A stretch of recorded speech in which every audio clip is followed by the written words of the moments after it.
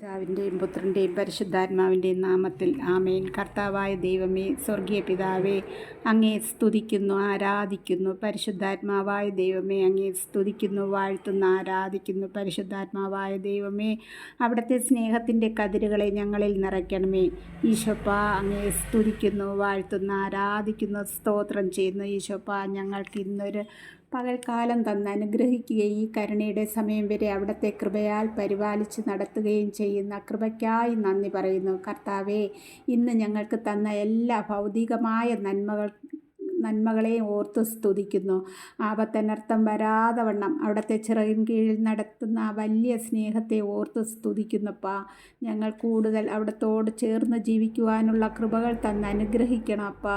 ഈ കരുണയുടെ സമയം ഞങ്ങളെയും ഞങ്ങളുടെ കുടുംബങ്ങളെയും ഞങ്ങളുടെ സ്നേഹിതർ, ചാർച്ചക്കാർ, ഉപകാരികൾ, പ്രാർത്ഥനാ സഹായം ചോദിച്ചിരിക്കുന്ന കുടുംബങ്ങൾ, ഞങ്ങൾ ഓർത്ത് പ്രാർത്ഥിക്കുന്നവരെയും ഇവിടുത്തെ കാരുണ്യം ആവശ്യമുള്ള എല്ലാവരെയും ഈ കരുണയുടെ സമയം അവിടുത്തെ പക്കൽ സമർപ്പിക്കുന്നു. കരുണയായിരിക്കണമേ. ഈശോയുടെ അതിദാരുണമായ പീഡാസഹനങ്ങളെ ഓർത്ത് പിതാവേ, ഞങ്ങളുടെയും ലോകം മുഴുവൻ്റെയും മേൽ കരുണയായിരിക്കണമേ.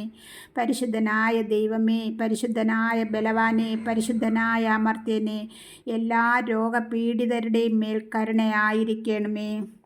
ഇന്ന് പ്രാർത്ഥിച്ച് വചനമെടുത്തു. ഏശയ്യാ പ്രവാചകൻ്റെ പുസ്തകത്തിൽ നിന്നും 59-ാമത്തെ അധ്യായത്തിൽ 1 മുതൽ 8 വരെയുള്ള തിരുവചനങ്ങൾ വായിച്ചു. അതിൽ എന്നെ കൂടുതലായി സ്പർശിച്ച വാക്കുകൾ 1ഉം 2ഉം തിരുവചനങ്ങൾ നാം ശരിക്കും അറിഞ്ഞിരിക്കേണ്ട കാര്യങ്ങളാണ്. നാം ഇപ്രകാരം വായിക്കുന്നു: രക്ഷിക്കാൻ കഴിയാത്ത വിധം കർത്താവിൻ്റെ കരം കുറുകിപ്പോയിട്ടില്ല, കേൾക്കാനാകാത്ത വിധം അവിടുത്തെ കാതുകൾക്ക് മാന്ദ്യം സംഭവിച്ചിട്ടില്ല. പിന്നെയോ, നിന്റെ അകൃത്യങ്ങൾ ദൈവത്തെയും നിന്നെയും തമ്മിൽ അകറ്റിയിരിക്കുന്നു. നിന്റെ പാപം അവിടുത്തെ മുഖം നിന്നിൽ നിന്നും മറച്ചിരിക്കുന്നു. അതിനാൽ അവിടുന്ന് നിന്റെ പ്രാർത്ഥന കേൾക്കുന്നില്ല. എന്നെ കേൾക്കുന്ന പ്രിയ സഹോദരങ്ങളെ, വളരെയേറെ ചിന്തിക്കേണ്ട ഒരു വചനഭാഗമാണിത്. ദൈവം നമ്മെ ഓരോ നിമിഷവും അനുഗ്രഹിച്ചു കൊണ്ടിരിക്കുകയാണ്. ദൈവത്തിൻ്റെ ഈ അനുഗ്രഹം എൻ്റെ ജീവിതത്തിലേക്ക്, എൻ്റെ ഭവനത്തിലേക്ക്, എൻ്റെ കുടുംബത്തിലേക്ക്, എൻ്റെ മക്കളിലേക്ക്, എൻ്റെ ജീവിത സാഹചര്യങ്ങളിലേക്ക് കടന്നു വരുന്നത് തിരിച്ചറിയുന്നില്ലെങ്കിൽ നമ്മൾ ഓരോരുത്തരും തിരിച്ചറിയാത്തവരാണ്.